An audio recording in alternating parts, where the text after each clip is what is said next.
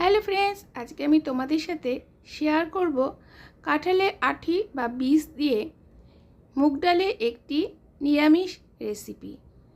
এই ডালে পেঁয়াজ রসুন কিছুই আমি ব্যবহার করছি না, তাও কিন্তু খেতে হয়েছিল অসাধারণ। তাহলে চলো দেখে নাও কিভাবে কাঁঠালের বীজ দিয়ে বানিয়ে ফেললাম একটি নিরামিষ ডাল রেসিপি। প্রথমে কাঁঠালের বীজগুলো থেকে খোসা ছাড়িয়ে জলে ভিজিয়ে রেখেছিলাম 15 মিনিট মতো। এখানে কেটে নিচ্ছি এঁচোড়। এঁচোড় তোমাদের না থাকলে এঁচোড় ছাড়াও কিন্তু চলবে, তবে এঁচোড় যদি ব্যবহার করো এভাবে একটু বড় বড় করেই কেটে নেবে। আর নিয়েছি ঝিঙে। ঝিঙের দু সাইড প্রথমে ফেলে দেব আর তারপর খোসা ছাড়িয়ে নেব। খোসাটা পুরোপুরি ছাড়ানোর দরকার নেই, এইভাবে পিলারের সাহায্যে একটু ঘষে ঘষে ওপরটা এইভাবে ঠিক খোসাটা ছাড়িয়ে নিব, হালকা হালকা করে ছাড়িয়ে নিলেই চলবে। এবার ঝিঙা একটু বড় বড় করে টুকরো টুকরো করে কেটে নেব। খুব বেশি ছোট করবে না, তাহলে কিন্তু গলে যাবে আর খেতে ভালো লাগবে না। তাই এভাবে একটু বড় বড় করবে আর খোসাটা কিন্তু পুরো ছাড়াবেও না। ফিরে আসছি সব সবজি কেটে। এখানে একটা বসিয়ে নিয়েছি কড়াই, তাতে দিয়ে দিয়েছি সর্ষের তেল। যে কোনো তেলে রান্নাটা করতে পারো। প্রথমে এতে দিয়ে দিলাম কাঁঠালের বীজগুলোকে, এরপর এতে দিয়ে দিচ্ছি স্বাদ অনুযায়ী নুন, জিরে গুঁড়ো, হলুদের গুঁড়ো আর দিলাম গোলমরিচের গুঁড়ো। এবার সব গুঁড়ো দিয়ে কাঁঠালের বীজগুলোকে খুব ভালো করে ভেজে নেব। কাঁঠালের বীজগুলো কিন্তু শুধু নুন হলুদ দিয়ে ভাজবে না, এভাবে বিভিন্ন মশলা দিয়ে ভাজবে, তাহলে খেতেও খুব ভালো লাগে। যখন কাঁঠালের বীজগুলো প্রায় 80% মতো ভাজা হয়ে যাবে, তারপর এর মধ্যে দিয়ে দিলাম লাল লঙ্কার গুঁড়ো। লাল লঙ্কার গুঁড়ো দেওয়ার পর কয়েক সেকেন্ড ভেজে নেব আর তারপর বীজগুলোকে নামিয়ে নেব। এই দেখো বীজগুলো খুব ভালো করে ভাজা হয়ে গেছে। বীজ ভাজা তেলের মধ্যে দিয়ে দিলাম এঁচোড়গুলোকে আর দিয়ে দিচ্ছি সামান্য পরিমাণে নুন। যেহেতু তেলের মধ্যে বিভিন্ন মশলা রয়ে গেছে, তাই আর কোনো মশলা আমি এখানে ব্যবহার করছি না।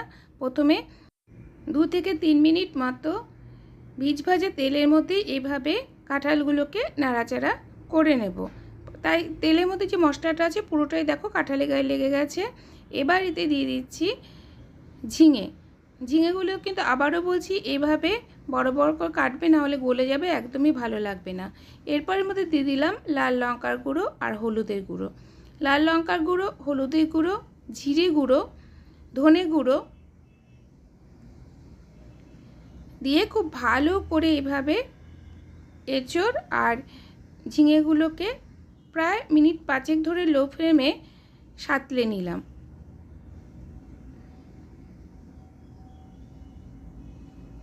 এভাবে যদি যে কোনো ডাল রান্নার সময় সবজিগুলোকে একটু মশলা দিয়ে সাঁতলে নাও, তাহলে কিন্তু খেতে বেশি ভালো হয়। ঢাকা দিয়ে 5 মিনিট মতো সবজিটা আবারও সাঁতলে নিলাম। দেখো সবজি থেকে জল বেরোতে শুরু করেছে আর সবজিটাও বেশ খানিকটা নরম হয়ে গেছে। আরও একবার ভালো করে এগুলোকে মিশিয়ে নেব। দেখেই বুঝতে পারছো প্রায় 30% মতো কিন্তু এই এঁচোড় আর ঝিঙেগুলো সেদ্ধ হয়ে গেছে। এবার এতে দিয়ে দিলাম মুগ ডাল। মুগ ডালগুলোকে আধা ঘন্টা মতো জলে ভিজিয়ে রেখেছিলাম, তারপর জল ছেঁকে দিয়ে দিলাম এই সবজির মধ্যে আর দিয়ে দিলাম ভেজে রাখা কাঁঠালের বীজগুলোকে। এবার ডাল আর কাঁঠালের বীজ খুব ভালো করে অন্যান্য মশলা আর সবজির সাথে সাঁতলে নিতে হবে। প্রায় মিনিট 5 ধরে এইভাবেই ডালটা অন্যান্য সবজির সাথে খুব ভালো করে সাঁতলে নিলাম। এই সাঁতলানোর ওপরেই কিন্তু ডালের টেস্টটা নির্ভর করে। এরপর এতে দিয়ে দিচ্ছি নুন। নুনটা বুঝে দেবে। কাঁঠালের বীজ আর এঁচোড় ভাজার সময় কিন্তু আমি নুন ব্যবহার করেছিলাম, তাই নুনটা কিন্তু তোমরা তোমাদের স্বাদ অনুযায়ী দেবে। নুন দেওয়ার পর আরও 2 মিনিট মতো এইভাবে সব সবজিগুলোকে ডালের সাথে সাঁতলে নিলাম। সাঁতলানোর কাজটা কিন্তু লো ফ্লেমেই করবে, যাতে নিচে লেগে না যায় বা পুড়ে না যায়। এবার এতে দিয়ে দিচ্ছি পরিমাণ মতো জল। যেহেতু এঁচোড়, কাঁঠালের বীজ, ঝিঙে, ডাল এগুলো সেদ্ধ হবে, তাই জলের পরিমাণটা কিন্তু একটু বেশি রেখেছি। এবার একটু ঢাকনি দিয়ে ঢেকে দেব। মিনিট 10 মিডিয়াম ফ্লেমে এগুলোকে সেদ্ধ হতে দেব। ফিরে আসছি 10 মিনিট পর। 10 মিনিট হয়ে গেছে। এবার চেক করে নেব যে সবজিগুলো সেদ্ধ হয়েছে কি না। দেখো বন্ধুরা, সবজি ডাল সব কিছুই পুরোপুরি সেদ্ধ হয়ে গেছে। এবার গ্যাসের ফ্লেম বন্ধ করে দেব। আর আরেকটি কড়াইয়ের মধ্যে নিয়ে নিচ্ছি 1.5 টিস্পুন মতো ঘি। এবারেতে দিয়ে দিলাম গোটা জিরে,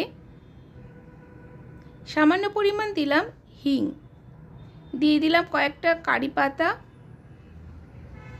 তোমরা চাইলে এখানে লাল লঙ্কার গুঁড়ো ব্যবহার করতে পারো, আমি এখানে একটা গোটা শুকনো লঙ্কা দিলাম। এবার খুব ভালো করে সবগুলো উপকরণকে এভাবে কয়েক সেকেন্ড নাড়াচাড়া করে নেব। সুন্দর গন্ধ বেরোতে শুরু করলে গ্যাসের ফ্লেম বন্ধ করে দেব। এদিকে ডালটা আমি আর একটা কড়াইতে ঢেলে নিয়েছি। এবার গ্যাসের ফ্লেম জ্বালিয়ে দিয়ে 2 মিনিট মতো এভাবে নাড়াচাড়া করে এর মধ্যে দিয়ে দেব ফোড়নটা। এইভাবেই যদি পরবর্তীতে ফোড়ন দাও, ডালের টেস্ট কিন্তু বেশি ভালো হয়। কখনো যদি না করে থাকো অবশ্যই ট্রাই করো, আশা করছি ভালো লাগবে। এরপর ফোড়ন খুব ভালো করে ডালের সাথে মিশিয়ে নিচ্ছি। এবারেতে দিয়ে দিলাম কসুরি মেথি, তোমাদের কাছে না থাকলে না দিলেও চলবে।